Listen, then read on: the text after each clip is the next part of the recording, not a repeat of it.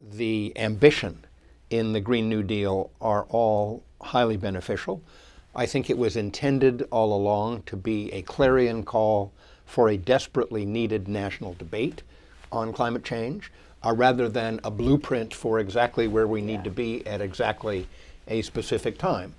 I think that the biggest worry I have about it is that by lumping together both the measures we need to take to address climate change, both in mitigation, emissions reductions, and adaptation to the changes in climate that we can no longer avoid, lumping that together with a whole set of other really splendid aspirational goals.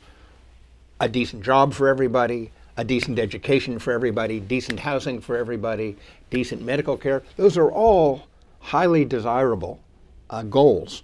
But by lumping them all together in one package, I fear that they actually make the climate change problem itself look harder than it actually is. That is, if people get the idea that we can only address climate change if simultaneously we achieve all of these other laudable goals, then they will think climate change is even harder than it is. What we need to do in climate change is already hard, but it's doable.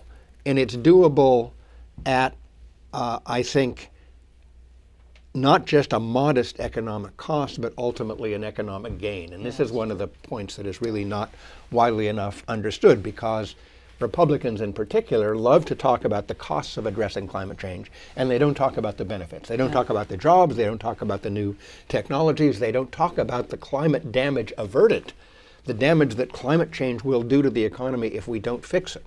And when you take everything into account, addressing climate change looks like an economic winner, not a loser.